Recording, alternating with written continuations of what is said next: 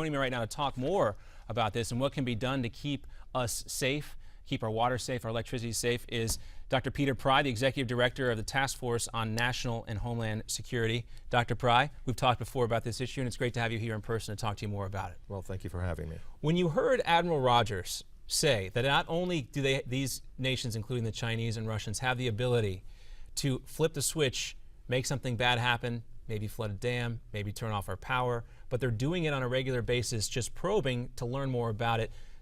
Wasn't a surprise to you, but having that assessment come from a guy like Admiral Rogers, what was your reaction?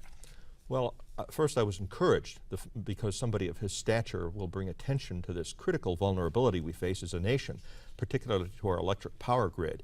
You know, many of us, you know, on and off the Hill and within and outside of government and the intelligence community have been trying to raise the alarm about this for quite some time.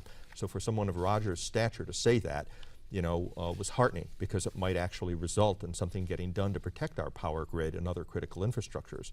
On the other hand, I was also a little concerned because it wasn't the cold story that was told.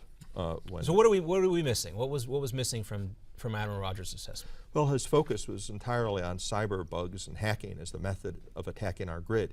But it's right there in Chinese military doctrine and their book on total information warfare, which is basically the Bible for cyber warfare, that they would do a combined arms type attack that would include physical sabotage, non-nuclear EMP type weapons, all the way up to nuclear electromagnetic pulse. It's sort of like a modernized version of the Blitzkrieg, where you would use many different ways of attacking the grid and the critical infrastructures, not just the cyber bugs and hacking.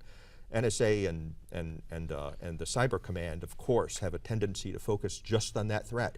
But if we're going to have an adequate defense, we have to be prepared to protect against all these hazards. And this sounds like a plot from a movie, and the one Die Hard in particular comes to mind. This is not a new idea, having this done. Why has it not occurred yet if these nations have the ability to do this? Well, the part of the reason is that it's not that easy to pull off a cyber attack, you know, just using computer bugs and hacking. But part of the answer also is that it actually has already happened using other means. Okay. It didn't get a lot of press, but while ISIS was marching across northern Iraq, the entire nation of Yemen was blacked out by physical attacks, sabotage conducted by Al-Qaeda in the Arabian Peninsula on the 9th of June of this year. Whole nation, first time in history that a whole nation has been put onto blackout by an attack on its critical infrastructure. Now, it was a physical attack, not a cyber attack, but there are 16 cities and 24 million people. And that was done by Al-Qaeda in Yemen. Al-Qaeda in the Arabian Peninsula, yes. And then last year, just before Halloween, on 2013, the Knights Templars, they're a drug cartel just south of our border in Mexico. They put a whole province in Mexico, 500,000 people into the dark, again using rifles and pipe bombs to attack transformers and attack the electric grids. Now, you know, when Neanderthals like the Knights Templars have figured out that the electric grid is a major societal vulnerability, and the reason they did that, by the way, was so that they could go into the towns and villages and execute people opposed to the drug trade, and they did that. Got very little press coverage here in this country. So these attacks have actually been happening, both by criminal gangs as well as terrorists. It is here. It's not just a theoretical threat. Now, cyber attack and EMP attack, that's the way to take down a whole nation like the United States. Now, you mentioned you have the gangs like the Knights Templar, you have Al-Qaeda terror organizations, Al-Qaeda in the Arabian Peninsula doing this. But what Admiral Rogers was talking about was state actors. Yes. Which do you see as the bigger threat to the United States and its infrastructure right now, and utility systems like water, power, et cetera? What do you see as the bigger threat right now?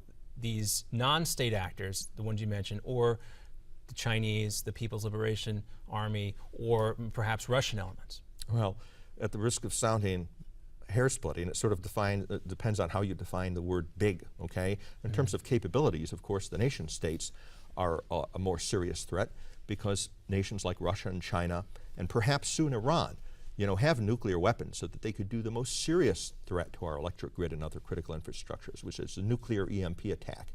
It's sort of the ultimate cyber attack. However, in terms of a clear and near and present danger, ISIS in the Arabian Peninsula has said it wants to attack the United States. And the president is always talking about how he's got a pen and a phone. Well, ISIS has got a pen and a phone too. They're the richest terrorist organization in the world. They could pick up a phone, write a check to the Knights Templars and say, go across that unprotected American border and attack U.S. Federal Energy Regulatory Commission put out a study last year that said that if they attacked just 9 transformer substations, it could put the whole country into blackout for a year. And that's very chilling to hear that an organization like ISIS might contact somebody that's already had some success doing this in Mexico, like the Knights Templar. That's very scary. And then you want to talk about things, potential ways, Dr. Pry, that the government, security forces could maybe protect us. You know, in 2012, there was a bill, Senator Joe Lieberman cybersecurity bill. It was voted down by a very close margin in the Senate. I believe it was 51 to 47. And last July, the National Cybersecurity Infrastructure Protection Act passed the House in 2014, but still there has not been a real comprehensive step taken to avoid these types of threats. Exactly. And there's other bills too. There was a GRID Act. It was a Democrat bill to try to protect the grid back in 2010, which passed the House unanimously in that very bipolarized Congress, probably the only bill that passed unanimously, and then one senator wouldn't let it come to a vote. There's the SHIELD Act, which has been hung up in the House Energy and Commerce Committee for 3 years waiting for passage. And now there's a Critical Infrastructure Protection Act, which is in the House Homeland Security.